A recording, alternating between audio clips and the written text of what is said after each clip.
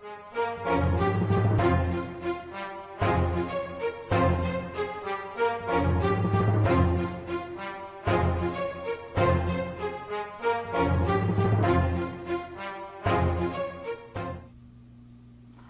everyone, welcome back to Capital Update. We're talking with Representative Sandy Masin of Eagan and Burnsville. Thanks Hi, again.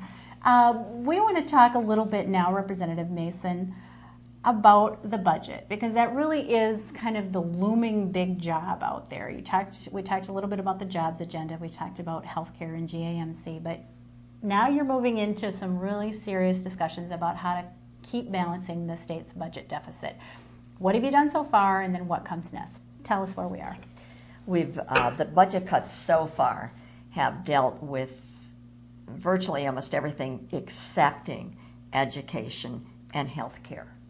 And those have been, some of those have been extremely critical and very hard to deal with as well. But we've done that, so we're more than a third of the way towards the cuts that we need to be making. The other thing that I think we've been trying, we knew was on the forefront, is what would happen in D.C. with the health care bill. Well, we now know that they have passed that, and actually for Minnesota, it looks like we should really be in a pretty good situation the way things look now. I mean, they're still going through all the fine print, but it looks like we should come out in fairly good shape as a result of that bill. So in terms of the budget, are you saying that there may be some money coming from Washington that would maybe offset some of the further reductions you need to make? Exactly. At least as it pertains to health care? That is what I'm hoping, and that's what I'm hearing. And so once you get that news, then you're left with really what are the largest areas of the state budget: health care and K-12. How do you determine how to make cuts, especially knowing that you've made significant cuts, especially to healthcare in the last couple of years? That's going to be increasingly and incredibly difficult because, again, because I've been on the Jobs Task Force and the Small Business Caucus, what we're hearing is education is critical to the future of our economy and essential if we're going to keep the high-tech jobs here. So we know we need to be making the cuts, and at this point, I really am concerned about, we're going to do what we have to do because Minnesota has to have a balanced budget. There's no question.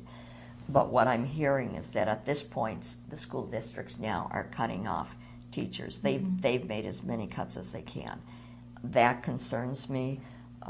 We certainly are going to be looking for many options, but it is going to be a difficult time. Do you think that it's possible to do this in a way that maybe we feel some short-term pain and can maybe reverse some of these cuts going forward, or is this something that we're going to be feeling for a long time into the future? I think there are two answers for that. Item one, I do believe that we do need a change in leadership, and hopefully that we will be able to make some changes where there's a little bit more flexibility in how we bring in revenue, how we make the cuts, and there hasn't been that flexibility right now.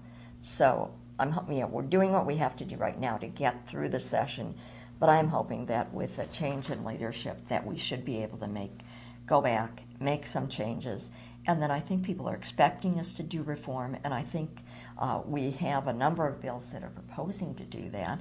Certainly, last year with the bill that I had for strategic and long-range planning, while some of that you will see some of the information coming forward on that. There are other bills. There's a group of us that have banded together to call Project Redesign, and all of these bills are to do something to maybe streamline government, to make changes.